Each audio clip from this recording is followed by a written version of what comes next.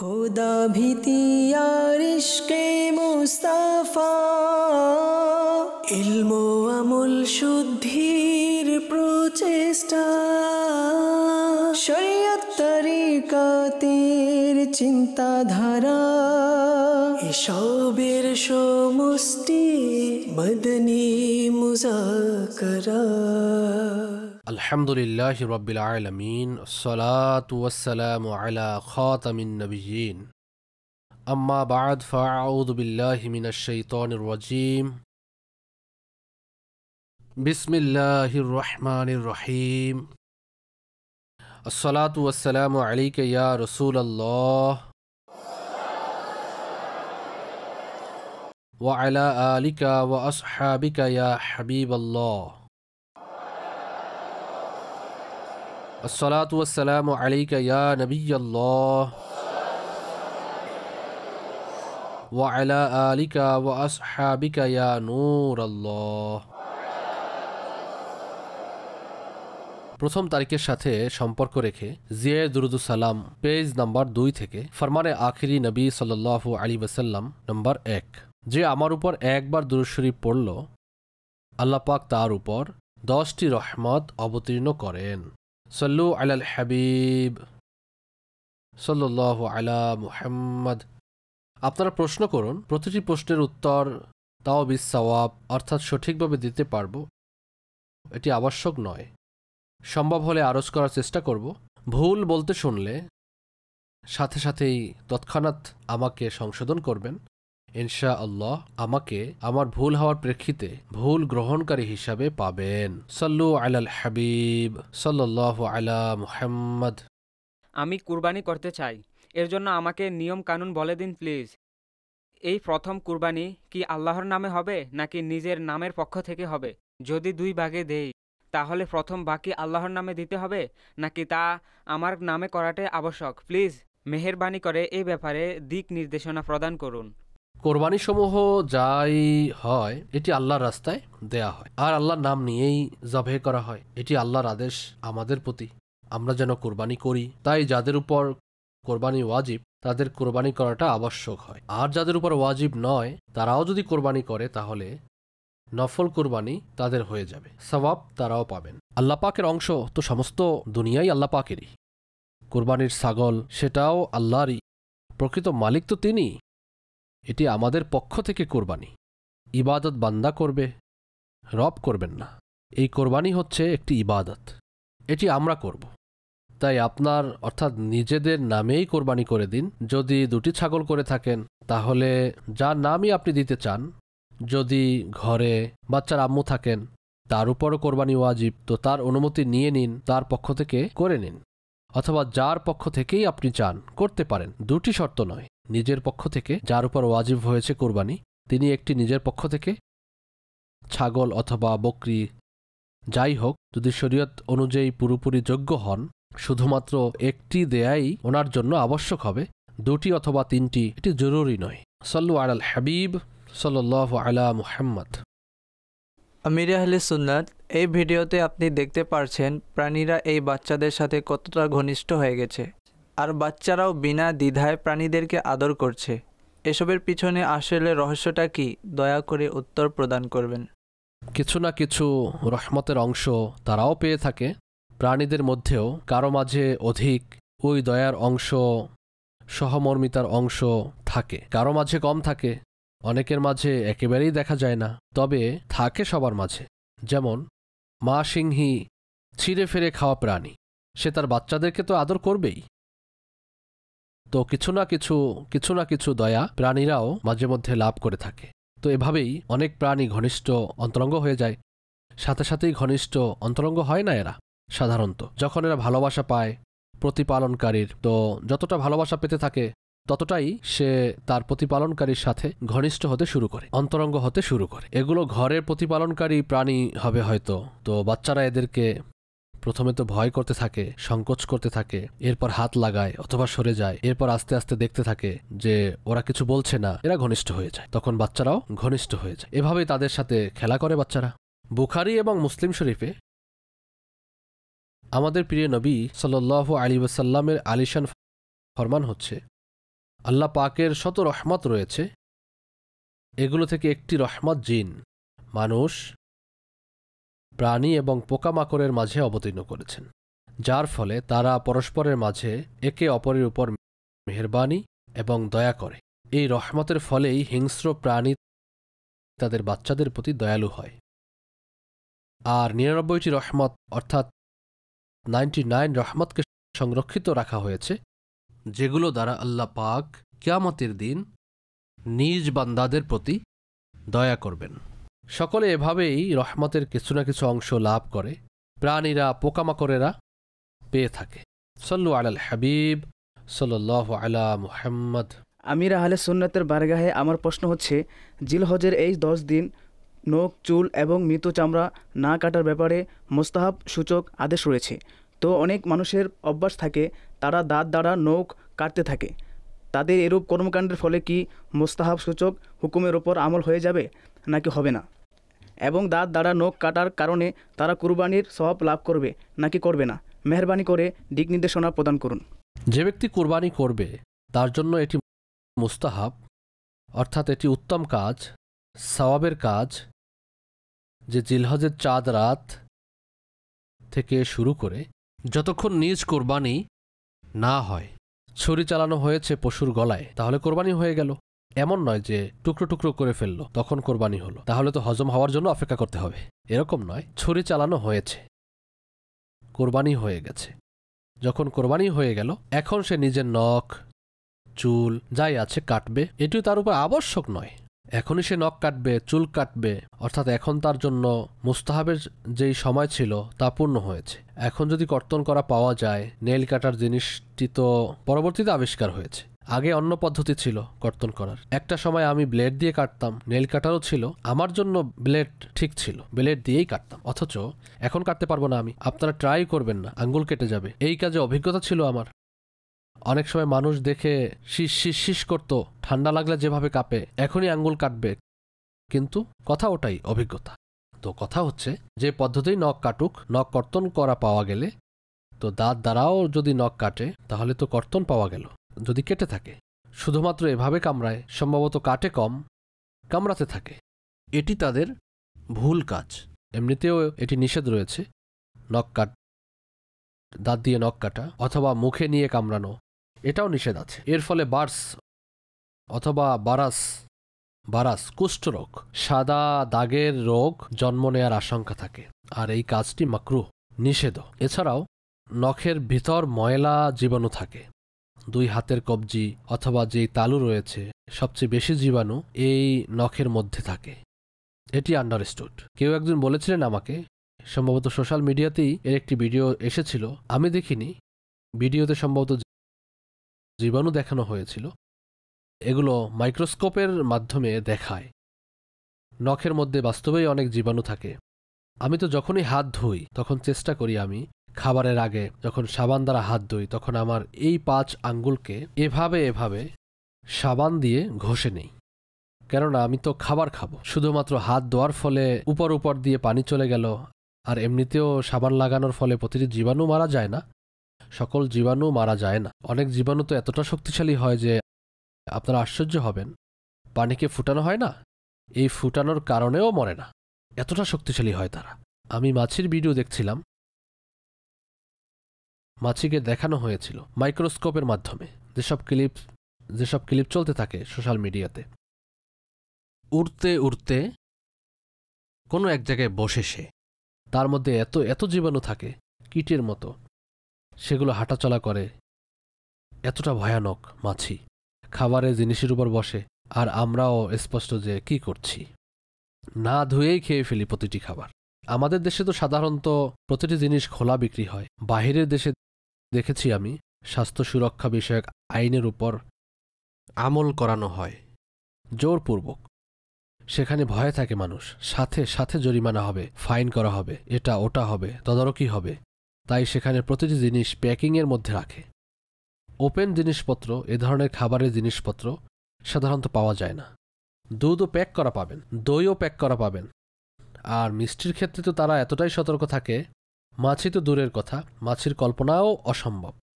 বরং মাছ এবং গোস্ত আমাদের এখানে তো অকল্পনীয় যে সেগুলোকে মানুষ প্যাক করে রাখবে। সেখানে আমি এমনও দেখেছি অনেক জায়গায় কেবিনের মধ্যে, যেমন গোল্ড দেখেছেন, স্বর্ণালঙ্কারের দোকান, এ ধরনের দোকান আছে গোশতের, এর মধ্যে গোশত থাকে এবং তারা বিক্রি করতে থাকে। মাছি না আসা চাই। এছাড়া প্রতিদিন ঔষধ স্প্রে করা হয় ধোয়ার মাধ্যমে। মশা মাছি এসবকে তারা মারতে থাকে। মশাও কম দেখা যায়, মাছিও কম দেখা যায়। যেসব দেশকে উন্নত দেশ বলা হয়, আমি তাদের কথা বলছি। আমাদের এখানে তো এমন ব্যবস্থা নেই, এত ব্যয় করতেও পারবে না, এভাবেই চলে। তবুও রোগ তো সব জায়গায় হয়। আমাদের দেশে হয়তো একটু বেশিই রোগ হয়। আল্লাহ পাক আমাদের সবাইকে হেফাজত করুন। যার পক্ষে যতটুকু সম্ভব এ জাতীয় বিষয়গুলো দেখভাল করুন। নিজের স্বাস্থ্যের প্রতি খেয়াল রাখুন। সুস্বাস্থ্যের ব্যাপারে এটাই নিয়ত করুন, আমার স্বাস্থ্য ভালো থাকলে আমি ইবাদত ভালোভাবে করতে পারবো, নামাজ ভালোভাবে পড়তে পারবো, রমজানের রোজার পাশাপাশি নফল রোজাও রাখতে পারবো। স্বাস্থ্য ভালো থাকলে সব কিছু সম্ভব। হুজুর, আমি রাখি না অথবা আমি রাখতে পারি না, উভয়ের মাঝে কি পার্থক্য আছে? আন্ডারস্টুড। রাখতে পারি নার মাঝে তো এটি আছে যে নিজের মনোভাবের বহিঃপ্রকাশ ঘটছে, এভাবে আমি রাখতে চাই কিন্তু রাখতে পারি না। সমস্যা নেই, এক্ষেত্রে নিয়তি আসল। যদি আমি বলে দেই আমি রাখতে পারি না, মানুষ বুঝতে পারে রাখার শখ আমাদের এই পরিবেশে কার মাঝে না থাকবে। আমি নিজেও তো অনেকবার ক্লিয়ার করেছি। আমাকে তো রমজানের রোজা রাখতেও ডাক্তার নিষেধ করেছেন, অসংখ্যবার নিষেধ করেছেন, কিন্তু আমি মানিনি। ভাই, রমজানের রোজা কিভাবে ছাড়ব? আলহামদুলিল্লাহ। তো রমজানের রোজার গুরুত্ব আমাদের সকলেরই উপলব্ধি করা উচিত। অসুস্থতাজনিত অপারগতা যদি থাকেও, তাহলে একে কিভাবে কন্ট্রোল করতে হবে, ম্যানেজ করতে হবে। এটা ঠিক যে প্রত্যেকেই এসি অ্যাফোর্ড করতে পারবে না। আমার জন্য কঠিন নয়, অনেকের জন্যই কঠিন হবে। বেচারারা এসি কিভাবে লাগাবে? সবার কাছে তো অত টাকা থাকে না। আল্লাহ উপায় দিয়েছেন আমাকে, আমি ভাবলাম ঠিক আছে এসি লাগাই, সমস্যা কি? রোজা তো রাখতেই হবে। আলহামদুলিল্লাহ, রোজা এখন পর্যন্ত কোনো রমজানের রোজাই বাদ দেয়নি আমি, আল্লাহর রহমতে। সাল্লু আলাল হাবিব সাল্লাল্লাহু আলা মুহাম্মদ। গরমের কারণে কি কোরবানির পশুর লোম কাটা যাবে এবং ওই লোম দ্বারা উপকার অর্জনের হুকুম কি? যখন একটি পশু কোরবানির জন্য নিয়েছেন, এখন এর থেকে উপকার ভোগ করতে পারবেন না। দুধ আছে তার স্তনে, তাহলে পানি মেরে দিন, ঠান্ডা পানি, এভাবে করে তার দুধ জমিয়ে দিন। যদি বের করতে হয় দুধ, তাহলে বের করে সেটিকে সদাকা করতে হবে। নিজে ব্যবহার করতে পারবেন, কোনো গরিব মিসকিনকে দান করতে হবে। যেসব মানুষ জাকাতের হকদার, এমন মানুষকে দান করতে হবে, কেননা এটি ওয়াজিব, একে দিয়ে দিতে হবে সদকা হিসেবে। এভাবে লোম, আপনার মনে হচ্ছে যে এই লোমের কারণে সে গরমে কষ্ট পাবে, আপনার চুল আপনার জিম্মায়, এদের লোম নিয়ে কিছু করবেন না। আল্লাহ তাকে লোম দিয়েছেন, এরও একটি মূল্য আছে। আর আমরা এটি কিভাবে জানব যে এর ফলে তার গরম লাগছে? তাই সার কথা হলো লোম না কাটা উচিত। এরপরও যদি কেউ কেটে ফেলে, তো এখন করণীয় হচ্ছে তার সাদকা করুন। কিন্তু একটি ব্যাপার হলো, ছাগলের পশম কাটার ফলে ছাগল অথবা যেসব দুম্বা আছে তারা এতটুকু হয়ে যায়। লোম থাকলে তো বড় দেখা যায়, লোমের কারণে তাদেরকে একটু বড় দেখা যায়, তাদের সৌন্দর্য প্রকাশ পায় লোমের কারণে। তো মাসআলা এটাই, কেউ যদি দুম্বার লোম কেটে ফেলে সেটা সাদাকা করতে হবে। নিজে ব্যবহার করতে পারবে না। হ্যাঁ, ছুরি চালানো হলো কোরবানির জন্য, যখন কোরবানি করল ওই পশুকে, এখন এই লোম আপনার মালিকানায়। এখন যেই লোম বের করলেন অথবা বের হলো অথবা আপনি কর্তন করলেন, তা আপনি যা ইচ্ছা তা করতে পারবেন। সাল্লু আলাল হাবিব সাল্লাল্লাহু আলা মুহাম্মদ। আমিরা আহলে সুন্নতের নিকট আরজ হচ্ছে, অংশীদারমূলক কোরবানি করা উত্তম নাকি একাকী? কোরবানির জন্য উত্তম হচ্ছে হৃষ্টপুষ্ট পশু এবং শক্তিশালী। তার মূল্যও বেশি হবে, মূল্যবান, বেশি দামের হবে এবং তার গোশত উৎকৃষ্ট হবে। এভাবেই পশুর বৈশিষ্ট্য বর্ণনা করা হয়েছে। তাই সাধারণত অংশীদারিত্বের কোরবানিতে যা ভাগে হয়ে থাকে ওই সব বৈশিষ্ট্যের উপস্থিতি সম্ভবত কম পাওয়া যায়। অনেকে তো অপারগ, নিজে একাকী কোরবানি করতে পারেন না, করা সম্ভব নয়, তাদের কাছে সুযোগ সুবিধা থাকে না অতটা, তখন তারা অংশীদারিত্বের কোরবানিতে অংশ নেন। আচ্ছা, আর এমন অনেকে আছেন যারা টাকা বাঁচানোর জন্য ভাগে করলে সস্তা হবে, ছাগলের দাম বেশি দাম পড়বে, এরকমও করেন অনেকে হয়তো। ইন্নামাল আমালু বিন্নিয়াত। তবে এটা ঠিক, অংশীদারিত্বের কোরবানিতে দাম কম পড়ে। ছাগলের মূল্য এবং গোশত যদি গরুর 7 ভাগের 1 ভাগ সমান হয় তখন ছাগল উত্তম, আর গরুর 1/7 ছাগলের চেয়ে বেশি গোশত হলে তখন গরু উত্তম। যখন উভয়ের মূল্য একই হবে এবং পরিমাণও একই হবে তখন সেটার গোশত ভালো হবে। যার গোশত ভালো হবে সেটাই উত্তম। আর যদি গোশতের পরিমাণে ব্যবধান থাকে তাহলে যার মধ্যে গোশত বেশি থাকবে সেটাই উত্তম। সাল্লু আলাল হাবিব সাল্লাল্লাহু আলা মুহাম্মদ। আমার প্রিয় বাপাজান, আপনার কাছে একটি প্রশ্ন আরজ করছি। মহিষের যেসব বাচ্চা থাকে তা কুরবানির ঈদ ব্যতীত অন্য সময় জবাই করলে তার বয়স কত হওয়া উচিত? যখন তার বয়স 1 বছর হবে তখন কি তার গোশত খাওয়া যাবে? মহিষের বাচ্চা এমনিতে সাধারণ দিনগুলোতে যেসব পশু জবাই করা হয় এদের বয়সের কোনোরূপ শর্ত নেই। যেমন বাছুর জন্ম নিল, কেউ জবাই করে দিল, তখনও তার গোশত হালাল। বরং কোরবানির পশুর পেট থেকে বাছুর বের হলে তখন মানুষ ঘাবড়ে যায়। যেসব সাধারণ মানুষ আছে পথে ঘাটের মুফতি, কোরবানি হবে না, কোরবানি হবে না, এরকম কিছুই নয়। যদি গর্ভবতী পশু কোরবানি করে, জীবিত বাচ্চা বের হলো, সেটাকেও জবাই করে দিন, এটিও কোরবানিরই অংশ। মৃত বের হলে ফেলে দিন, গোশত খেতে কোনো সমস্যা নেই, কোরবানিও হয়ে গেল। সাল্লু আলাল হাবিব সাল্লাল্লাহু আলা মুহাম্মদ। জি দর্শক, আমরা এই মুহূর্তে উপস্থিত আছি পশুর হাটে। এখন এগিয়ে দেখি মানুষ কি কথাবার্তা বলছেন, ওনাদের অভিমত কি। আসুন প্রবেশ করি পশুর হাটের ভেতর। পশু ক্রয় করেছেন? জি জি জি। কিনে ফেলেছেন? পশুর অনেক দাম আজকে। আলহামদুলিল্লাহ, 2টি গরু কিনেছি আমরা মাশাআল্লাহ। একটি 5 লাখ টাকায় আর একটি 2,35,000 টাকায়। 2-1 বছর পূর্বে যেই গরু আমরা 2.5-3 লাখ টাকায় কিনেছি, এখন সেগুলো 11-12 লাখ। আজ কি দেখতে এসেছেন নাকি কিনে যাবেন? ইনশাল্লাহ কিনে নিয়ে যাব। কেমন দেখবেন? পশু দেখবো যেমন হবে ইনশাল্লাহ। আপনারা আজ নিয়েই যাবেন? নিয়েই যাব। এরকম মোড় কেন, এমন কি হলো যে আজকেই নিতে হবে? কুরবানির নিকটে তাই। সেবা করতে ভালো লাগে, এছাড়া মজাও লাগে, সাওয়াবও আছে। দর্শক আপনারা সাথে আসুন এই ক্যাটেল ফার্মে। খুবই সুন্দর সুন্দর গরু আছে। এটি কোন গরু? এটা হচ্ছে হোয়াইট নুকরি। নুকরি নাম কেন? এর নাম নুকরি এর জন্য, এক তো এর কালার হোয়াইট, সাথে সাথে এর নাকও পিঙ্ক, এর কানও পিঙ্ক কালার, এর যেই খুর আছে এগুলো পিঙ্ক, এর জন্য একে নুকরি বলা হয়। গরু কিনে ফেলেছেন, তখন অনেক লোককে এটা বলতে শোনা যায় বেশি দাম দিয়েছেন। কি বলবেন? বেশি দামে কিনলে তখন বলবে আরে অনেক দাম দিয়ে ফেলেছ, আর সস্তায় নিলে বলে মিথ্যা বলছো, এটা বলে ওটা বলে। তাদের কাজই হচ্ছে কথা লম্বা করা। ফার্ম থেকে কেন নিয়েছো? গরুর বাজার চলে যেতে, বাজার ঘুরে দেখতে। ফার্মে কেন গিয়েছো? এসব কথা শুনতে পাওয়া যায়। আমি এটাই বলতে চাচ্ছি যে, যেমন এক ভাই অপর ভাইয়ের কাছে পশু বিক্রি করছে, ঠিক আছে, তো তার অন্য ভাইয়ের খেয়াল রাখতে হবে। জি। সে চাইছে আল্লাহর রাস্তায় কুরবানি করতে, ঠিক আছে, ঠিক আছে। আরেকজন চাচ্ছে আমি যেন বেশি টাকা পাই, সঠিক। এক্ষেত্রে আমাদের খেয়াল রাখা উচিত জি অন্য ভাইয়ের প্রতি। ভাই সীমিত পর্যায়ে রাখুক, প্রফিট নিচ্ছে। আল্লাহর রাস্তাতেই তো কুরবানি করছি আমরা। পশুর গায়ে হাত লাগালে তা কেঁপে ওঠে, ভাইব্রেশনের মতো হয়, যেমন এটি দেখুন। তো আমি জিজ্ঞেস করলাম এটি কি, এটি কেন কেঁপে ওঠে? তখন বলা হলো সুরসুরি লাগে, তার ভালো লাগে এটি। আচ্ছা সেলিম ভাই, এরকম একটি ব্যাপারও দেখা যায়, গরুকে দৌড়ানো হয়। গরুকে এভাবে দৌড়ানো হয় কেন? মানুষ আনন্দ পায় এতে। দৌড়ে দৌড়ে গেল, যখন ফিরে এলো তখনও দৌড়ই আসে, আমরা সেটা দেখি। সে কি ঠিকভাবে হাঁটছে, বাকি সমস্যা আছে। যখন গরু দৌড়ে আসতে থাকে, যেতে থাকে, তখন মানুষ খুশি হয়ে থাকে এবং দেখে যে হ্যাঁ ভাই পশু ঠিকঠাক আছে, এর মধ্যে কোনো ধরনের ত্রুটি আছে কি। অনেকে গলিতে নিয়ে দৌড়ায়। অতঃপর আমির সুন্নাত এমন পরিবেশ বানায় যে এর গরু ওর গরু এভাবে 10-12টি গরু একত্রিত হয়, আর যেই গলি দিয়ে ছুটে যায় একটি রেলির মতো পরিবেশ তৈরি হয়। অনেক মানুষ হই হুল্লোড়ও করতে থাকে, একটি ওয়াজিব আদায় করছে, একটি ভালো কাজ করছে, কিন্তু একটি ভালো কাজ করতে গিয়ে অসংখ্য খারাপ কাজ করে বসে। এই ব্যাপারে দিক নির্দেশনা প্রদান করুন, কোন কোন বিষয়ে আমাদের খেয়াল রাখা উচিত। আমির সুন্নাত এখানে আমরা এই বিষয়টিও জানতে চাইব, পশুদের মধ্যে কিছু কিছু এত সুন্দর হয়, এত চমৎকার হয়, অনেক বেশি মোটা তাজা হয়। কি বলবো সেগুলোকে দেখে? ভ্যারি গুড, মাশাআল্লাহ, বাহ বাহ, অস্থির, লাজবাব। কি বাক্য বলা উচিত? পশু কেনার সময় কোন দোয়া পড়া উচিত? নিয়ত কি হওয়া উচিত পশু কেনার সময়? আমির আহলে সুন্নাত, আপনার নিকট প্রশ্ন হচ্ছে আমরা পশু কিভাবে কম করাতে পারবো? পশুর ক্রয় মূল্য। পশুর ক্রয় মূল্য। জি, আমির আহলে সুন্নাত পশুর হাটে এসেছি, মানুষের সাথে সাক্ষাৎ হচ্ছে, বিভিন্ন বিষয়ে কথা হচ্ছে, খুবই আনন্দ ঘন এক পরিবেশ। এবং তাদের মনে যে প্রশ্ন ছিল সেই প্রশ্ন বললেন, অনেকেই খুব ভালো অভিমত দিয়েছেন।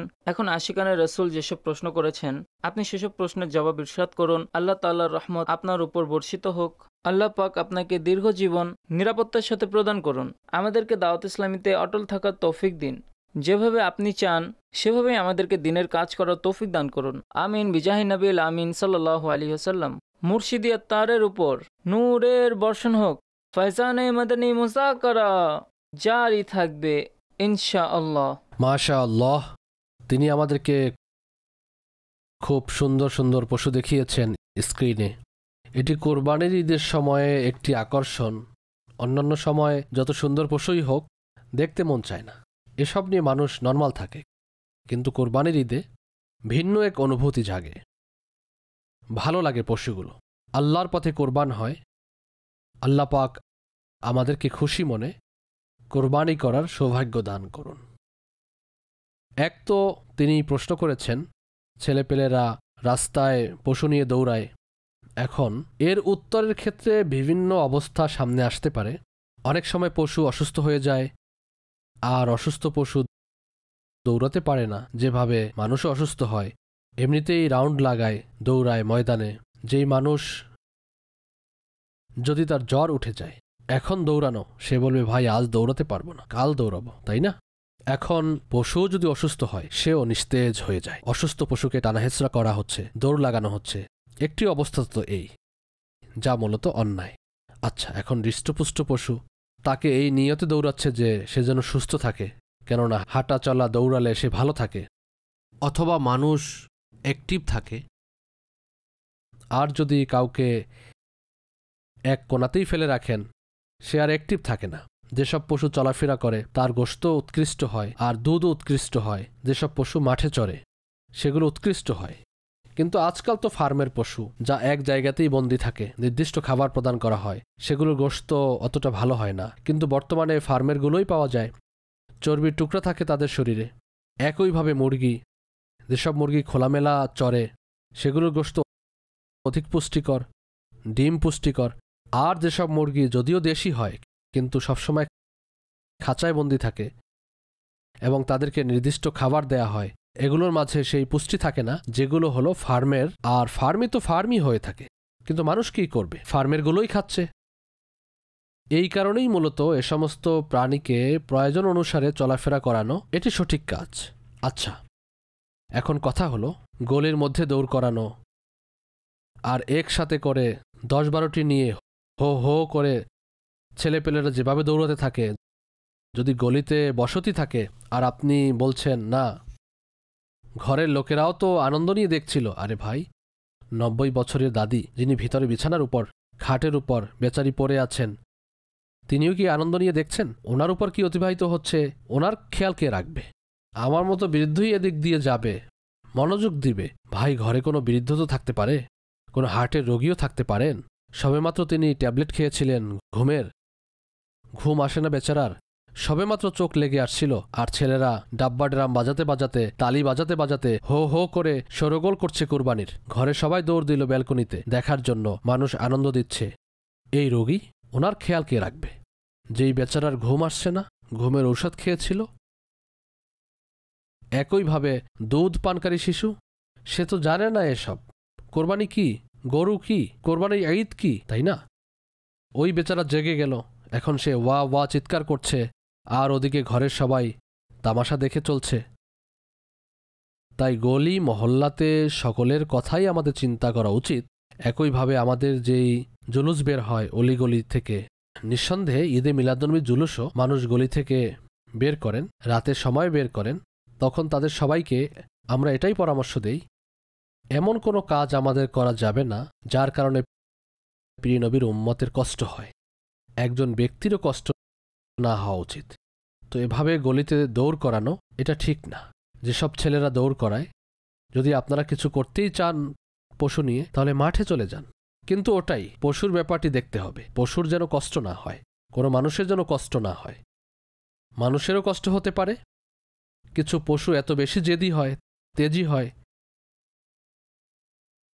তাদেরকে হাঁটানো যায়, ঠায় দাঁড়িয়ে থাকে, তখন তাদেরকে জবরদস্তি দৌড় করানো হয়। এরপর সে রশি ছিঁড়ে দৌড় দেয়, অতপর যেই সামনে আসে তাকে শিং মারে। এর ক্লিপসও দেখা যায়। একটি বড় গরু, কোনো এক গাড়ি দাঁড়ানো ছিল, তার সাথে সংঘর্ষ হলো, মারল শিং, গাড়ির কাঁচ ভাঙল, অতপর এদিকে দৌড় দিল, তো কোনো বেচারা হেঁটে যাচ্ছিল তাকে এভাবে গুঁতো দিয়ে ফেলে দিল, তো এসবেরও আশঙ্কা রয়েছে। যদি এ সমস্ত আশঙ্কা না থাকে, এই কারণে সামগ্রিকভাবে এটাই বোঝা যায় বাচ্চারা যেন নিজেদের ঘরেই পশু দেখে দেখে আনন্দিত হয়। প্রয়োজন হলে তাদেরকে খাবার খাওয়াক। মা বাবারও উচিত পশুকে রাস্তায় ঘুরোতে না দেয়া, কেননা এটি একটি পশু, আর পশু পশুই। মানুষ এবং পশুর মাঝে পার্থক্য আছে। তারা হাঁটাবে, এরপর লেজ মুচড়ে দিবে, এরপর কান মুচড়ে দিবে, এরপর পশু এভাবে করে। যখন আপনার আদরের দুলালকে শিং মারবে তখন সে রক্তে লাল হয়ে যাবে, পেরেশানি বেড়ে যাবে। এ কারণেই স্থান কাল অনুযায়ী সব কিছু করতে হবে। তাই অলিগলিতে সকলে মিলে এভাবে পশু দৌড় করানো যাবে না। সবগুলো অবস্থাই আমি আপনাদের খিদমতে আরজ করেছি, যা আমার নগণ্য আকলে এসেছে। সল্লু আলাল হাবিব সাল্লাল্লাহু আলা মুহাম্মদ। ইনশাআল্লাহ এখানে উপস্থিত ইসলামী ভাইরা এখন আপনার কাছ থেকে কিছু প্রশ্ন করবেন এবং আপনার উত্তর শুনবেন। আসসালামু আলাইকুম ওয়া রাহমাতুল্লাহি ওয়া বারাকাতুহু। ওয়া আলাইকুম আসসালাম ওয়া রাহমাতুল্লাহি ওয়া বারাকাতুহু। আমার নাম সৈয়দ আফজাল হাসান, আমি গুজরাটের অধিবাসী। আমির আহলে সুন্নতের কাছে আমার এই প্রশ্ন যে ফজর, মাগরিব এবং এশারে জামাতে উচ্চ আওয়াজে কেরাত পড়া হয়, আসর এবং জোহরে জামাতে উচ্চ আওয়াজে কেরাত পড়া হয় না, এর পিছনে কি হিকমত আছে তা ইরশাদ করে দিন। সর্বশেষ আমার জন্য, আমার মা বাবার জন্য, আমার সকল বন্ধুদের জন্য মাগফিরাতের দোয়া করে দিন। ইয়াগফিরুল্লাহু লানা ওয়া লাকুম ওয়া লাহুম বিগাইরি হিসাব। এর হিকমত এরূপ বর্ণনা করা হয়েছে, ইসলামের প্রারম্ভিক যুগে অমুসলিমদের দাপট ছিল। তারা কোরআনুল কারীম শুনে আল্লাহ পাক ও জিবরিলে আমিন এবং প্রিয় নবী সাল্লাল্লাহু আলাইহি ওয়াসাল্লামের মহান আজমতপূর্ণ শানে বাজে কথা বলতো। এই দুই ওয়াক্তেই তারা বেপরোয়াভাবে ঘোরাফেরা করত। মাগরিবে আহারে ব্যস্ত থাকত, ঈশায় ঘুমিয়ে পড়ত, ফজরে জাগ্রত হতো না। এই কারণে এই দুই নামাজে নিম্নস্বরে কিরাতের আদেশ এসেছে, অর্থাৎ আসর ও জোহর এবং আসরে নিম্নস্বরে কিরাতের আদেশ এসেছে। রব তাআলা বলেছেন, ওয়ালা তাজহার বিসলাতিকা ওয়ালা তুখাফিত বিহা ওয়াবতাগি বাইনা যালিকা সাবিলা। না এতটুকু আওয়াজে কোরআন পড়ো যে আওয়াজ বাহিরে যাবে, না এতটুকু আস্তে যে নিজেই শুনতে পাবে না। এখন যদিও সেই অবস্থা বিদ্যমান নেই, কিন্তু বিধান বলবৎ আছে, যেন মুসলমান ওই কঠিন সময়কে, যখন ওইসব লোক বাহ্যত শক্তিশালী ছিল, অমুসলিমরা ওই কঠিন সময়কে স্মরণ করে, এখন ইসলামের বিজয়ের উপর আল্লাহ পাকের শুকরিয়া আদায় করে। সাল্লু আলাল হাবিব সাল্লাল্লাহু আলা মুহাম্মদ। হুজুর মাশাআল্লাহ, বিগত কয়েক বছর যাবৎ আপনার পক্ষ থেকে এই উৎসাহ দেওয়া হচ্ছে যে দানশীল ইসলামী ভাই যারা কোরবানি করে থাকেন তারা সৈয়দ সাহেবদের খেদমত করুন, গরিবদেরকেও পশুর কেনার টাকা দান করুন। আর এমনকি পলিব্যাগের ব্যাপারেও কথা উঠেছিল, পলিব্যাগের টাকাও দিয়ে দিন। কষাইয়ের জন্য গোশত কাটার টাকাও প্রদান করুন, গোখাদ্যের টাকাও প্রদান করুন। এই সম্পর্কে আমাদের এক ইসলামী ভাই প্রশ্ন করতে চাইছেন এবং উত্তর শুনবেন। আসসালামু আলাইকুম ওয়া রাহমাতুল্লাহি ওয়া বারাকাতুহু। ওয়া আলাইকুম আসসালাম ওয়া রাহমাতুল্লাহি ওয়া বারাকাতুহু। আব্দুর রাজ্জাক আত্তারি KMR ডিস্ট্রিক্ট থেকে উপস্থিত হয়েছি। মাশাআল্লাহ, আপনার উৎসাহ প্রদানের ফলে অনেক মানুষ সৈয়দ সাহেব এবং গরিবদের মাঝে নিজেদের কুরবানির পশু হস্তান্তর করেছেন। তাদের জন্য কিছু মাদানী ফুল ইরশাদ করুন। আর যারা পশু পেয়েছেন, যদি তাদেরকে কেউ জিজ্ঞেস করে তাহলে ওনাদেরকে কি বলা উচিত? আমার এবং আমার মা বাবার জন্য মাগফিরাতের দোয়া করে দিন। জাযাকাল্লাহ। মাশাআল্লাহ, প্রশ্নটি খুবই গুরুত্বপূর্ণ। কি বলা উচিত? বলা উচিত, গরিব সৈয়দ ব্যক্তিগণের, গরিব লোকজনের যারা প্রদান করেন, বাস্তবেই অনেক বড় সওয়াবের কাজ করেন। তাদের মন খুশি হয়, বাচ্চাদের মন খুশি হয়, বড়দের তুলনায় বাচ্চারা অধিক খুশি হন হয়তোবা। আর হাদিসে পাকে আছে, জান্নাতে একটি ঘর আছে, খুশির ঘর।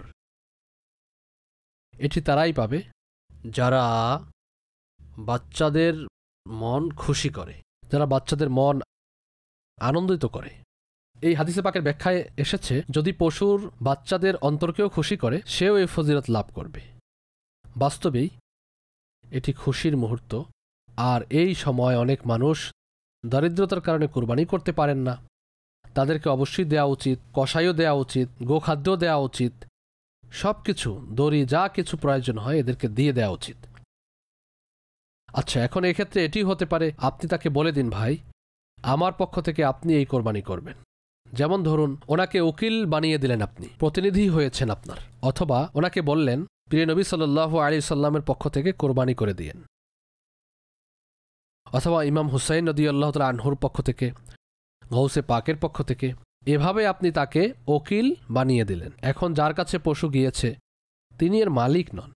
এখন যদি তিনি বলেন আমাদের আব্দুর রাজ্জাক ভাই খুব গুরুত্বপূর্ণ পয়েন্ট তুলে ধরেছেন, এটি সত্য কথা হবে না, তিনি তো প্রতিনিধি, ওনাকে বলতে হবে কেউ একজন বলেছেন আমাকে দিয়েছেন, আপনি অমুকের পক্ষ থেকে এই কোরবানি করবেন, এটি তাকে বলতে হবে।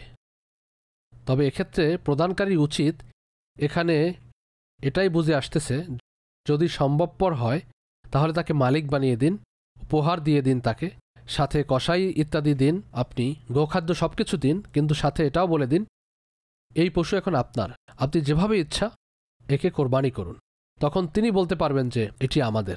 অন্যথায় আপনি না বললেও বাচ্চারা বলবে, যদি আপনাকে উকিল বানায়, এটি আমাদের গরু, বাচ্চারা তো এটাই বলবে এটি আমাদের। এই পয়েন্টটি কেউ যদি পশু পেয়ে থাকেন তিনি একটু সাবধানে কথা বলুন, যা আমি আরজ করলাম এটি মাথায় রাখবেন। অথবা দু একটি বাক্য আপনার স্মরণে থাকলে আমাদের বলে দিন, কেননা দ্বিতীয় প্রশ্ন আসবে তখন তিনি বলেন এটি আমার, আর বাস্তবে তাকে মালিক বানানো হয়েছে আর তিনি সঠিকই বলেছেন এটি আমাদের। তখন আমাদের মুখে তো দ্বিতীয় প্রশ্ন সঙ্গে সঙ্গে আসবে, কত দিয়ে নিয়েছেন? এখন এটা আমার জানা নেই যে যিনি আমাকে দিয়েছেন তিনি কত টাকায় কিনে দিয়েছেন। তখন তিনি ক্রয়মূল্যের বিষয় নিয়ে পেরেশান হয়ে যাবেন। এখন ওই বেচারাকে যদি জিজ্ঞাসা করে কত দিয়ে নিয়েছো, সে বলবে জানি না, তাহলে জটিলতা দেখা দিবে। কেননা আপনি জানেন যে দ্বিতীয় প্রশ্ন এরকম তো হবে, কত দিয়ে নিয়েছো, কোত্থেকে নিয়েছো, আচ্ছা কখন গিয়েছিলে, এরকম 4-5টি প্রশ্ন আছে যা আপনি লিপিবদ্ধ করেছিলেন। কেননা যার হাতে পশু থাকে তার দিকে 3-4টি প্যাটার্নের কোয়েশ্চেন থাকে যা মানুষ জিজ্ঞাসা করবে। এখন আপনি উত্তর প্রদান করছেন এটি আমাদের, তো আমাদের না বলে যদি তিনি বলেন আমাদের নয় অন্য কেউ দিয়েছে, তাহলে সম্ভবত 3-4টি প্রশ্ন চলে গেল। কিন্তু যখনই বলবে এটি আমাদের, তো আমাদের বললেই তার সাথে 2-4টি প্রশ্ন লেগেই থাকে। তখন বেচারা কি করবে, এটিও জানে না যে এর দাম কত। তখন বলবে তোমার হলো কিভাবে, এর একটি সমাধান বলে দিন। এর সমাধান এটাই, আমি উপহার স্বরূপ পেয়েছি। এই কথা ভারী হবে তার জন্য বলতে গিয়ে, এটিও একটি মুসিবত। বলতে কষ্ট হয়ে যাবে যে উদাহরণস্বরূপ পেয়েছি, অথবা অমুক আমাকে উপহার হিসাবে দিয়েছেন। এভাবে বলা কি অধিক উত্তম নয়, উপহার পেয়েছি? কেননা অনেক সময় জবান চাইলেও মন তো মন, আপনি নিজেরটা কিনেননি, তখন এই প্রশ্ন হতে পারে উপহার হিসেবে পেয়েছেন, আচ্ছা আচ্ছা সামর্থ্য নেই আপনার, এখন দিন উত্তর।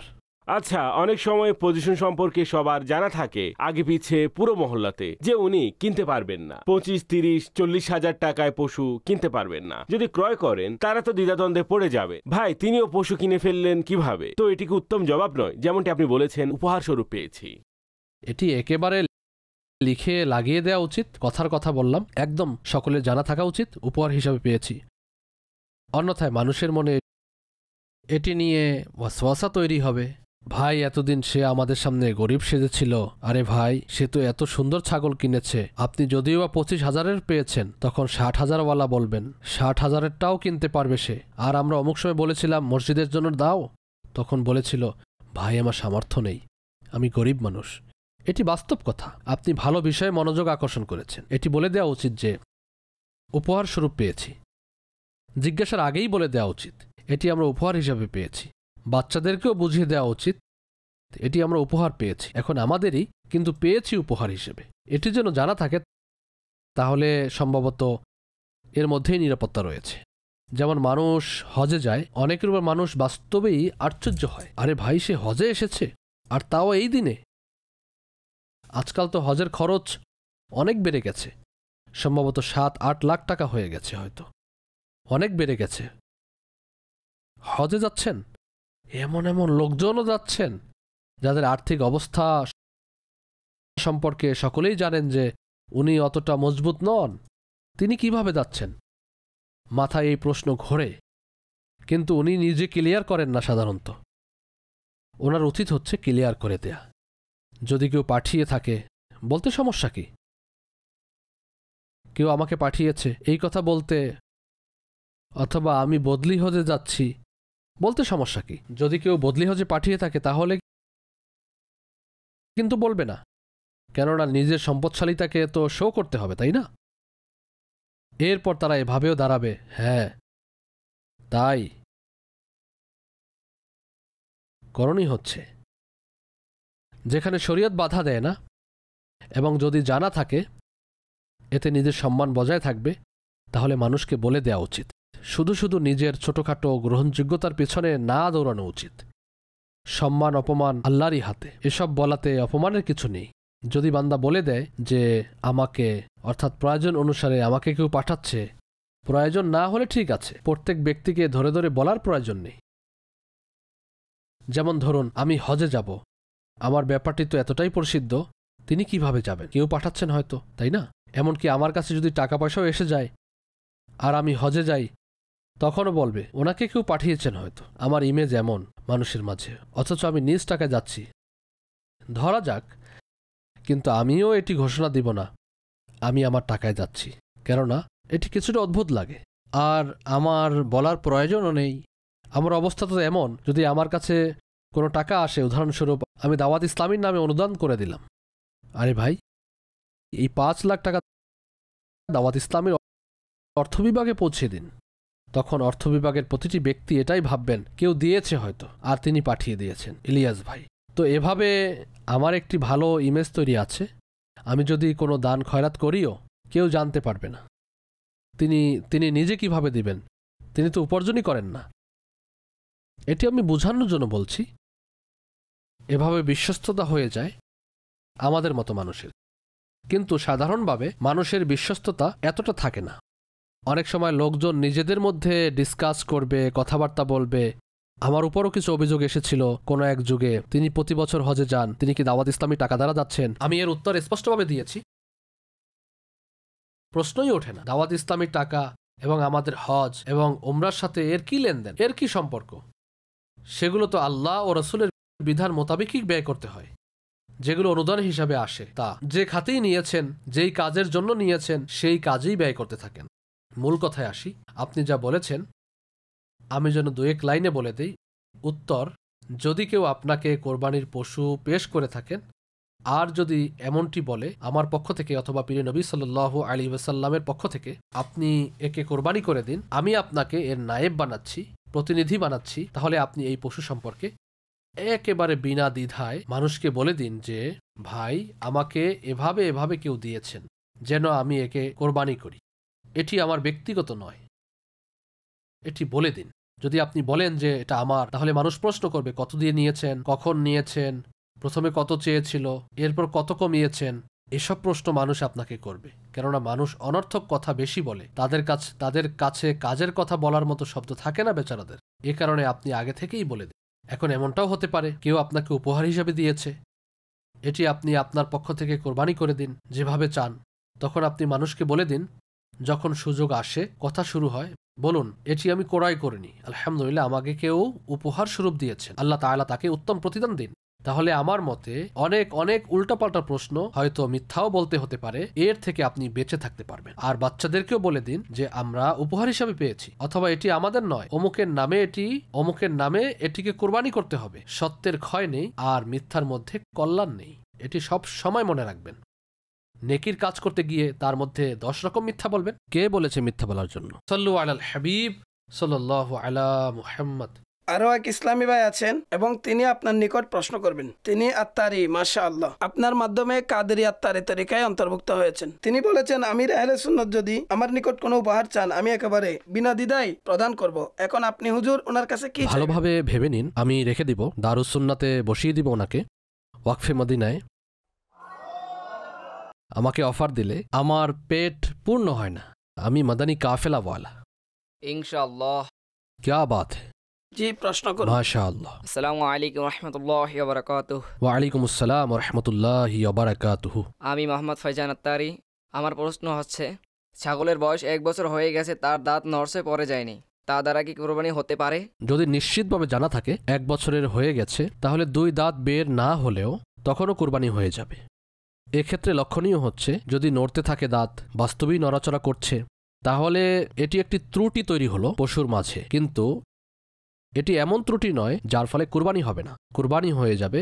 তবে উত্তম হচ্ছে যে কোনো ত্রুটি, ছোট ত্রুটিও কোরবানির পশুর মাঝে যেন না থাকে। সাল্লু আলাল হাবিব সাল্লাল্লাহু আলা মুহাম্মদ। আচ্ছা, আপনার মাদানী ফিস তা হলো নিয়মিত নামাজ আদায়, 5 ওয়াক্ত, যা কিছুই হয়ে যাক নামাজ যেন বাদ না যায় ইনশাআল্লাহ। আর প্রতি মাসে 3 দিন মাদানী কাফেলে সফর ইনশাআল্লাহ। সেই সাথে দাড়ি মুন্ডন এবং এক মুষ্টি থেকে ছোট করার জন্য তওবা করে নিন আজই, একনিষ্ঠভাবে তওবা। আর এখন থেকে এক মুষ্টি, কমপক্ষে এক মুষ্টি দাড়ি রাখার নিয়ত করে নিন। অটল থাকার জন্য দোয়া করে দিন। আল্লাহ অটল রাখুন। এবং প্রতি মাসে 3 দিন মাদানী কাফেলায় সফর করুন। আমি আপনাকে দারুস সুন্নাতে পাঠাচ্ছি না, বুঝতে পেরেছেন? আমার মা ডায়াবেটিস রোগী, ওনার জন্য দোয়া করে দিন। আল্লাহ পাক শিফায় আজিলা কামিলা নাফিয়া দান করুন, রহমতের দৃষ্টি দান করুন। মায়ের খিদমত থেকে দূরে থাকবেন না। সোশ্যাল মিডিয়ার মাধ্যমেও প্রশ্ন করার কার্যক্রম চলমান রয়েছে। একটি প্রশ্ন এসেছে মেহরান ভাইয়ের প্রশ্ন। তিনি জিজ্ঞেস করেছেন, বড় পশুতে কি 5 ভাগ হতে পারে? শুধু 5 জন নয়, 5 জনও শরিক হতে পারেন, 4 জনও শরিক হতে পারেন। এছাড়া অন্য যে অংশ আছে 2 জনও হতে পারে, 3 জনও হতে পারে। সম্পূর্ণ একটি যদি কেউ করেন 7 ভাগের পশু, তাহলে কোনো সমস্যা নেই। 5 ভাগেও কোনো সমস্যা নেই। আমাদের এখানে এমনটি হয়, যেমন একটি বড় পশু কিনলো, জানে যে একে 7 ভাগ হয়, কিন্তু ঘরের সদস্য 5 জন। 5 জন মিলে পুরো টাকা দিয়ে দিয়েছেন, অথবা টাকা দিয়েছেন দেননি, 5 জনের নামই নেওয়া হয়েছে। এরপর 2 ভাগ, তাদের মাথায় 2 ভাগ রয়ে গেছে। এখন ওই 2 ভাগ কার নামে? কুরবানি হলো কি হলো না? কুরবানি হয়ে যাবে। তবে উত্তম হচ্ছে এখন আপনার কোনো মরহুম আত্মীয়ের নাম এখানে দিতে পারেন, অথবা শুরু থেকেই যদি আপনি করেন তাহলে একটি ভাগ প্রিয় নবী সাল্লাল্লাহু আলাইহি ওয়াসাল্লামের নামে রাখুন। এরপর দ্বিতীয় ভাগ সাহাবাই কিরামের মধ্যে কারো নামে অথবা গাউসে পাকের নামে রাখুন। পরবর্তীতে বেঁচে গেছে, তখন গিয়ে প্রিয় নবীর অথবা ওলিদের নামে, এটি তেমন ভালো দেখায় না। তাই প্রথম নাম প্রিয় নবী সাল্লাল্লাহু আলাইহি ওয়াসাল্লামের হওয়া উচিত। আর যারাই নিজ থেকে বড় পশু কুরবানি দেন, আমি তো পরামর্শ দিব, আল্লাহ আপনাকে সামর্থ্য দিয়েছেন, প্রতিটি পশুতেই অন্তত প্রথম ভাগ প্রিয় নবী সাল্লাল্লাহু আলাইহি ওয়াসাল্লামের নামে রাখুন। ইনশাআল্লাহ এর বারাকাতে আপনার কোরবানি কবুল হয়ে যাবে ইনশাআল্লাহ। সোশ্যাল মিডিয়ার মাধ্যমে আরও একটি প্রশ্ন এসেছে। জিজ্ঞেস করছেন, বাবা প্রতি বছর নিজের এবং সন্তানদের পক্ষ থেকে কুরবানি করে থাকেন।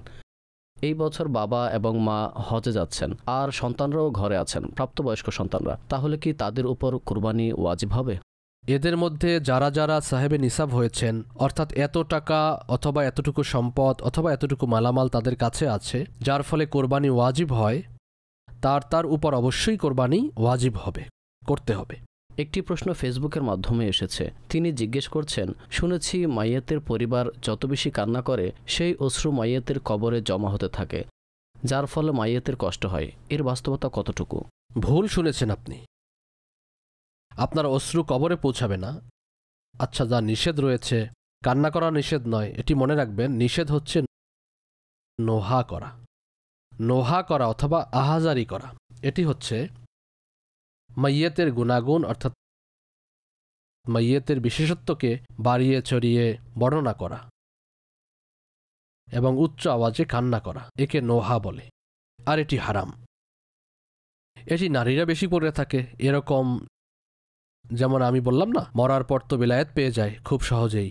যখন হাসতো, ফুল ঝরত, কখনো আমাদেরকে রাগী চেহারায় দেখেননি, এরকম ছিল, ওরকম ছিল, এরকম বানোয়াট কথা বলতে থাকে। অথচ তেমন কোনো বিশেষ কিছু ছিল না মাইয়াতের মাঝে, কিন্তু বাড়িয়ে চড়িয়ে রং লাগিয়ে নারীরা বলতে থাকে এবং ফুফিয়ে ফুফিয়ে কাঁদতে থাকে। একে নোহা বলা হয়। এটি হারাম। আর এ জাতীয় কাজ করা নারী কিংবা পুরুষকে চুলকানির পোশাক পরিধান করানো হবে কিয়ামতের দিন, যার কারণে এদের কষ্ট হবে চুলকানির। আর তারা কাতারের মধ্যে কুকুরের মতো ঘেউ ঘেউ করতে থাকবে, আওয়াজ করতে থাকবে। এটি উভয়ের জন্য। যেহেতু অধিকাংশ সময় নারীরাই এই কাজটি করে, সে কারণে নারীদের আলোচনা হাদিসে পাকে এসেছে। কিন্তু পুরুষরাও যদি করে, তাদের জন্য একই শাস্তি রয়েছে। কারো ইন্তেকাল হলো, অশ্রু এমনিতে চোখের পানি আসছে, প্রবাহিত হচ্ছে, যতই আসুক কোনো অসুবিধা নেই। এটি হচ্ছে দয়ার কান্না। বুঝতে পেরেছেন? দয়ার কান্না এটি। প্রিয় নবী সাল্লাল্লাহু আলাইহি ওয়াসাল্লাম, হযরত ইব্রাহিম রাদিয়াল্লাহু আনহু, শাহজাদায় রসুলের উফাতে ওনার চোখ থেকে অশ্রু প্রবাহিত হয়। তখন আশ্চর্য প্রকাশ করা হয়েছিল। তিনি বলেন, এটি তো রহমতের কান্না। এভাবে কান্না করতে, সাধারণ কান্না করতে সমস্যা নেই, চিৎকার করবেন না, কাপড় ছিঁড়বেন না। এভাবে মহিলারাই সরগোল তৈরি করে ফেলে, চুল এলোমেলো করা, জানি না কি করতে থাকে। এ সকল কাজে নিষেধাজ্ঞা এসেছে। এসব কার্যাবলীর এছাড়া কান্নার ক্ষেত্রে নারীদের কাছে অশ্রুর স্টক বেশি থাকে। আর কিছু মহিলারা তো অভিনয় করতে থাকে, একদম অভিনয় করে। যেমন শাশুড়ির মৃত্যুতে পুত্রবধূর কান্না, এটি অনেক সময় আশ্চর্যে ফেলে দিবে। যদি বউ শাশুড়ির বনিবনা না থাকে আর এখন সে কান্না করছে, তো এর মানে হচ্ছে যদি সে কান্না না করে তাহলে আত্মীয় স্বজন তাকে খারাপ বলবে। সে তো খুশি হয়েছে, দেখেছ, তার চোখ শুকনো। এখন তাকে নিয়ম অনুযায়ী হতে পারে আগে থেকেই প্র্যাকটিস করতে হয় কান্নার, আর তাকে কাঁদতে হয়। এটি হচ্ছে অভিনয়। আচ্ছা, অতঃপর এসব নারীরা 1 বছর পরেও যদি কোনো আত্মীয় আসে বাইরের দেশ থেকে অথবা এমন কোনো নিকটাত্মীয়, তখন তার সমবেদনার জন্য এসব নারীদের কান্না এটি নির্ধারিত। তারা কান্না করবে একদম, আমাদের মেমন ভাষায় বলে মুখ ডাকেতি। শুনেছেন হয়তো, মুখ ঢেকে দিয়েছে, বলে থাকে মুখ ডাকেতি, অর্থাৎ তারা মুখ ঢেকে কান্না করতে থাকে। আচ্ছা, হয়তো বা মুখ এজন্য ঢাকে, অশ্রু থেকে বের হবে ভাই, কতটুকু বের করবে? শুধুমাত্র হু হু হু ফু ফু করলে অশ্রু থেকে বের হবে? অভিনয় এগুলো, মানে ড্রামাবাজি, এগুলো করতে হয় নারীদেরকে। না করা উচিত, কিন্তু তারা করে থাকে। নারীরা অনেকে করে। পুরুষরা এক্ষেত্রে নিজেকে অনেকটা কন্ট্রোল রাখেন, তারা এরকম করেন না। যেভাবে এসব নারীরা তামাশা করে থাকেন, ওনাদের করা উচিত নয়। অন্যায়, পুরুষরা করলেও এটি অন্যায়। কান্না আসলে ঠিক আছে, অন্যথায় কেউ মাইয়েতের আফসোসে কান্নার ন্যায় চেহারা বানানোর মাধ্যমেও যদি কাজ হয়ে যায় তাহলে ঠিক আছে, প্রকাশ হয়ে গেল। কেউ এভাবে ধোঁকা দিবেন না এবং অভিনয়বাজি করবেন না ধোঁকা দেওয়ার জন্য। সল্লু আলাল হাবিব সাল্লাল্লাহু আলা মুহাম্মদ। আমির আহলে সুন্নতের খিদমতে প্রশ্ন হচ্ছে যে 12 মাস অথবা 1 মাসের জন্য যেসব জিম্মাদার সফর করেন অথবা মাদানী ইসলামী ভাই সফর করেন, তাদের ব্যাপারে আপনার অনুভূতি কি? মাশাআল্লাহ, ইতিবাচক উত্তম অনুভূতি রয়েছে। আল্লাহ পাক ওনাদের সবাইকে উত্তম প্রতিদান দান করুন। এবং যারাই জীবনে একবার 12 মাসের জন্য মাদানী কাফিলার মুসাফির হয়ে যাবেন, হে আল্লাহ তাকে বিনা হিসাবে জান্নাতে প্রবেশ করিয়ে দেন। এটি আমার মুখের নয়, বলতে পারেন মনের দোয়া বের হয়েছে। আমি 12 মাসের সফরকারীদের উপর কতটা খুশি হই আপনারা দেখে নিন। 1 মাসের সফরকারীদেরকেও আল্লাহ শিও রহমত থেকে বঞ্চিত না করুন, কিন্তু যা মুখ থেকে বের হওয়ার ছিল তা বের হয়েছে। 12 মাসের সফর। এমনিতেও আমাদের একটি নেক আমল আছে, প্রত্যেককেই জীবনে অন্তত একবার 12 মাস একসাথে দিতে হবে। আর দিতে হবে রুটিন অনুযায়ী, নিজের মর্জি মতো নয়। এখানে একে প্রয়োজন, ওখানে ওকে প্রয়োজন, এসব প্রয়োজন চিহ্নিত করা আপনার কাজ নয়। মজলিস তাহলে কি জন্য বানানো হয়েছে? তাদের অভিজ্ঞতা আমাদের চেয়ে বেশি। যাই করতে হবে মজলিসের পরামর্শ অনুযায়ী করতে হবে। নিজের পক্ষ থেকে কোনো রদবদল কোনো শহরে কোথাও গিয়ে করা যাবে না। যেমন নাকি আপনি শিখতে গিয়েছেন, এটি মনে করেই যাবেন আমি শিখছি, দিন শিখছি। শেখাতে যায়নি, তাকে নিয়মকানুন শেখাবো, এভাবে করতে হবে। হ্যাঁ, মজলিস যদি হুকুম দেয় যে এটি করতে হবে, তাহলে নিঃসন্দেহে সেটা করুন আপনি। আল্লাহ পাক আপনাকে বারাকাত দান করুন। আর মাদানী ইসলামী ভাই, আমি তো সকলের জন্যই দোয়া করছি, মাদানীদের জন্য এবং অন্যান্যদের জন্য যারা 12 মাসের সফর করবেন, বাস সোজা বিনা হিসেবে জান্নাতে প্রবেশ করুন। এবং একটি অনুরোধ থাকবে, আমাকে নিয়ে যাবেন, আমাকে রেখে যাবেন না। আমরা একসঙ্গে নবীর কদমে থাকব ইনশাআল্লাহ, ইনশাআল্লাহ, ইনশাআল্লাহুল করিম। তাই নাজিম অথবা নাজিম বৃন্দ অথবা মাদানী অথবা আমাদের যেসব জিম্মাদার আছেন, দাওয়াত ইসলামীর দায়িত্বপ্রাপ্ত জিম্মাদার, তারা সফর করলে অধিক আনন্দিত হই। এজন্যই যে তাদের দায়িত্ব বেশি দিনের কাজের। যে কোনো ক্ষেত্রেই এই 12 মাসে তাদের যেই প্র্যাকটিস হবে, অভিজ্ঞতা হবে, এর মাধ্যমে উম্মত অনেক বেশি উপকৃত হবে যদি আমাদের জিম্মাদারগণ যান। তারা অন্যদেরকে বেশি উৎসাহ দিতে পারবেন। অন্যথায় নিজে না গেলে তিনি নিজে দ্বিধায় থাকবেন, 12 মাসের জন্য আমি তো সফর করছি না, এভাবে সমস্যা হতে থাকবে।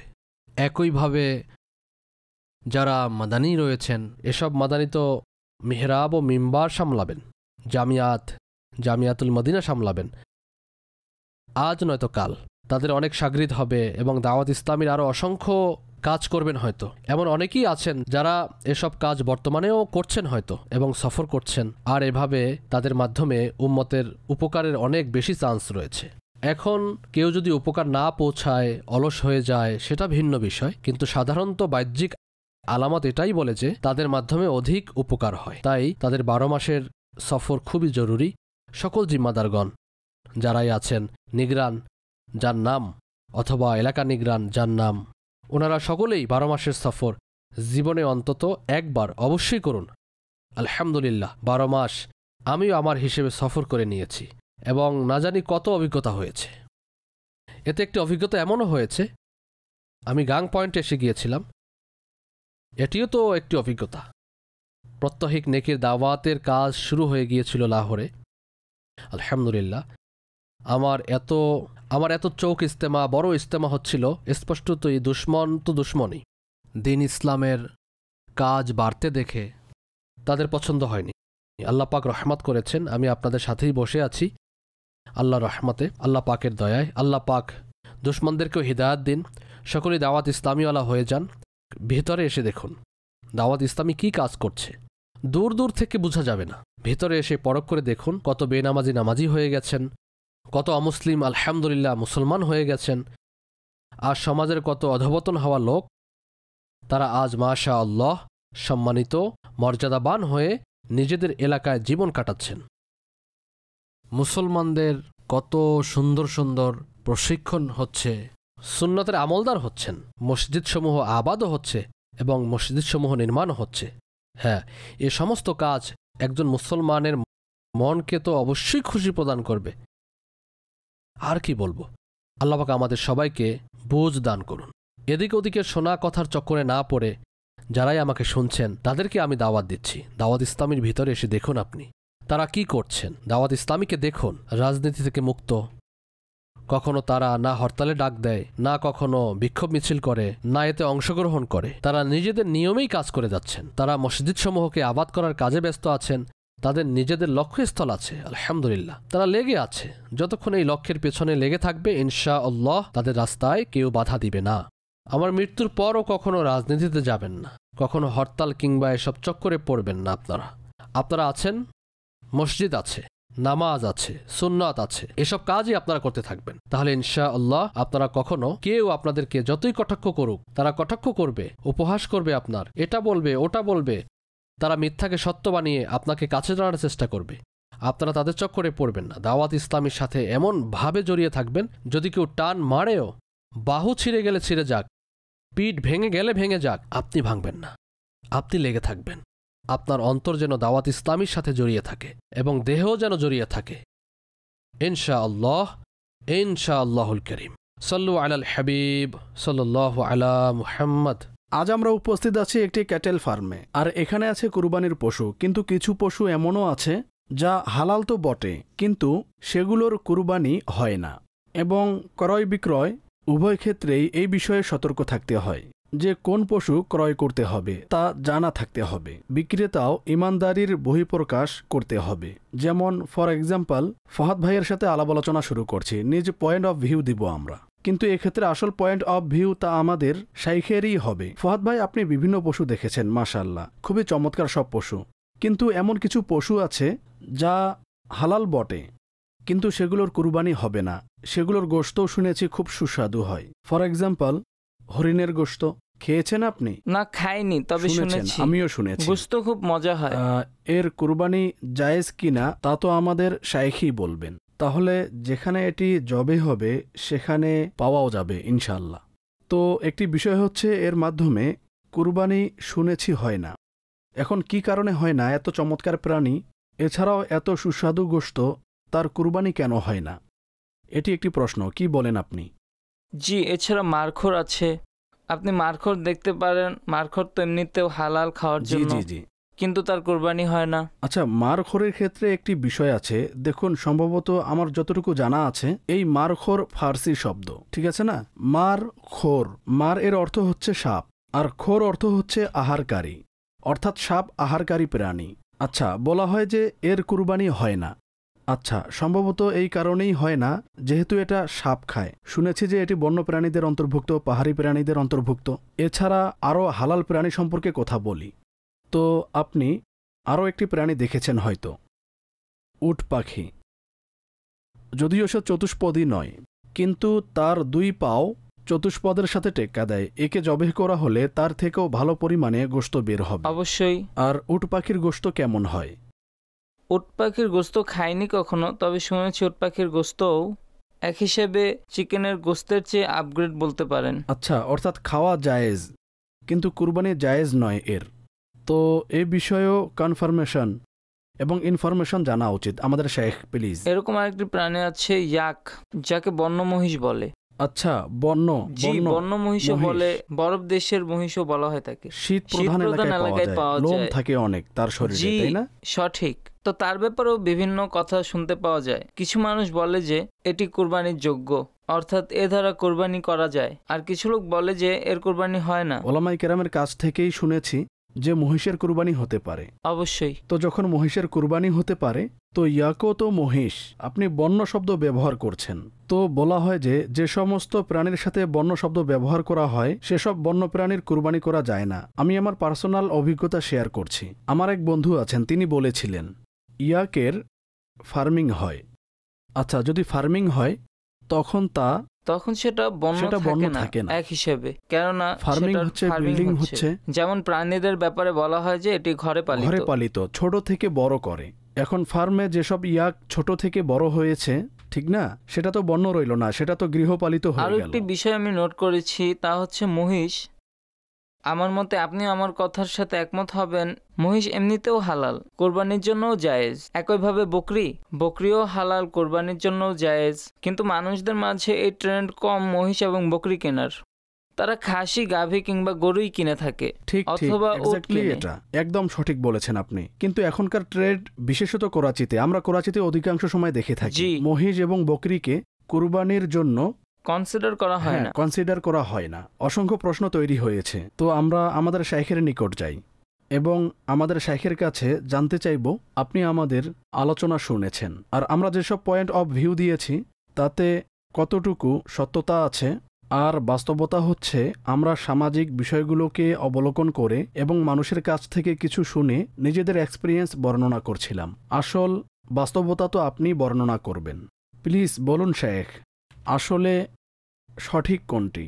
মারখোর হোক অথবা হরিণ হোক, অথবা যে সকল বন্য পশু আছে, উট পাখি বন্য নয় কিন্তু চতুষ্পদীও নয়। তো কুরবানির জন্য শুধুমাত্র চতুষ্পদ প্রাণী, আচ্ছা তাও যেগুলোর অনুমতি আছে, অথবা সেগুলো নির্ধারিত বয়স আছে, এরপর এগুলোর মধ্যে এমন এমন ত্রুটিও থাকা যাবে না যার ফলে ওসব প্রাণী কোরবানির উপযুক্ত থাকবে না, এটিও আছে। এর বিস্তারিত মাসআলা আছে। তো শরীয়ত যেসব প্রাণীর অনুমতি দিয়েছে সেগুলোর কোরবানিই হতে পারে। অন্য কিছুর গোশত এর চেয়ে উত্তম হোক না কেন, হরিণের গোশতের কথা আপনি বললেন, হরিণের গোশত শুনেছেন সুস্বাদু হয়, আপনারা উভয়ই শুনেছেন সুস্বাদু হয়। আমি অবশ্য খেয়েছি, আলহামদুলিল্লাহ, 2-1বার সুযোগ হয়েছে। তো এই গোশত আসলেই সুস্বাদু, কিন্তু এর কুরবানি হয় না, কেননা এটি বন্য প্রাণী। এখন বন্য প্রাণীকে কেউ যদি প্রতিপালন করে এবং পোষ মানায়, অথবা এর বাচ্চা হয়, এখন আপনি বললেন এটি তো বন্য রইল না, তার বাচ্চা হয়েছে, আসলে তার উপর বন্যপ্রাণীর এমন ছাপ লেগে আছে এটি গৃহপালিত হতে পারবে না। তো হরিণের বাচ্চাও যখন বড় হয়ে যাবে তখন তা বন্যই থাকবে, এর কুরবানি হবে না। বন্যপ্রাণীর কুরবানি হয় না, বন্যপ্রাণী দিয়ে কুরবানি হয় না। বন্যও বলা হয় একে, হিংস্রও বলা হয়। বন্য মাদি মহিষ হোক অথবা নর মহিষ, যেমন ধরুন ছাগলের গোশত, বকরি হলেও সেটাকে ছাগলের গোশত বলে, গরুর গোশত, বাছুর হলেও সেটাকে গরুর গোশতই বলা হয়। অর্থাৎ এই বিষয়টি এমন, যখন চতুষ্পদ বলে তখন এতে মহিষও এসে গেছে, মাদি মহিষও এসে গেল, বাছুর, ষাঁড়, গাভী সবকিছুই চলে এসেছে। তো আপনি বন্য মহিষ দেখেছেন, মারখোর কেমন হয় তার একটি ঘটনা আমি আপনাদেরকে বলছি। আমরা একবার কোরবানির পশু কিনতে গিয়েছিলাম, সম্ভবত হাজী ইমরানও ছিলেন সাথে। জি, আমার মনে আছে শাহজাদা হুজুরের সাথে বকরির মতো ছিল, ছোট মুখ ছিল, মুখ এই সাইজের ছিল তার, আর শিং কিছুটা অস্বাভাবিক লম্বা ছিল, আর সেটাকে দুদিক থেকেই বেঁধে রেখেছিল পশু বিক্রেতা। আর এদিকে আমরা দেখছিলাম বিভিন্ন পশু। ওই বিক্রেতা বললেন, এর থেকে সাবধানে থাকবেন। তখন আমরা সাবধান হয়ে গেলাম।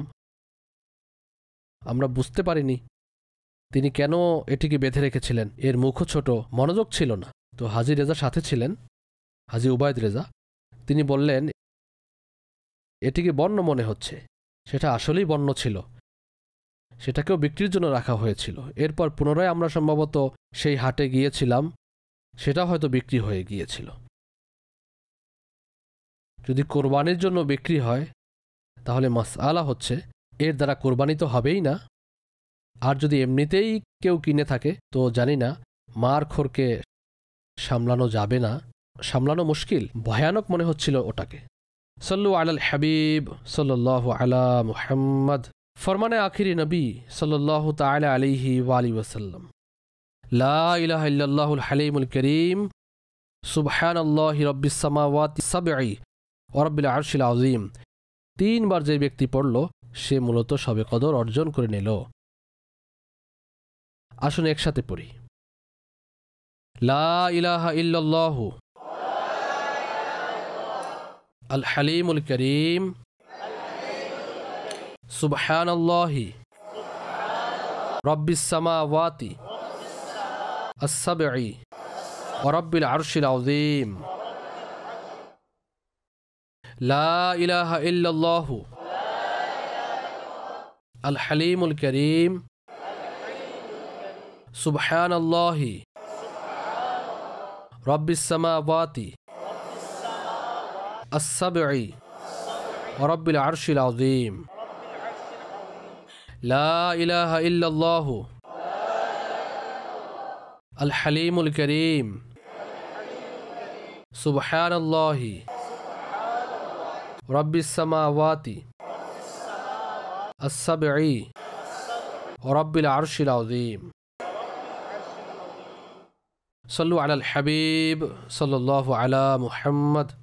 হযরত সাইয়্যিদুনা আব্দুল্লাহ ইবনে আমর বিন আস রাদিয়াল্লাহু তাআলা আনহুমা বলেন যে এই দোয়া কোনো মজলিস থেকে ওঠার সময় 3 বার পড়বে তার গুনাহ ক্ষমা করে দেয়া হয়, আর যে উত্তম মজলিস এবং যিকিরের মজলিসে পড়বে তার জন্য খায়র অর্থাৎ কল্যাণের মোহর লাগিয়ে দেয়া হয়। আসুন একসাথে পড়ি, সুবহানাকাল্লাহুম্মা ওয়া বিহামদিকা, লা ইলাহা ইল্লা আনতা, আস্তাগফিরুকা ওয়া আতুবু ইলাইক। সুবহানাকাল্লাহুম্মা ওয়া বিহামদিকা, লা ইলাহা ইল্লা আনতা, আস্তাগফিরুকা ওয়া আতুবু ইলাইক। সুবহানাকাল্লাহুম্মা ওয়া বিহামদিকা, লা ইলাহা ইল্লা আনতা, আস্তাগফিরুকা ওয়া আতুবু ইলাইক।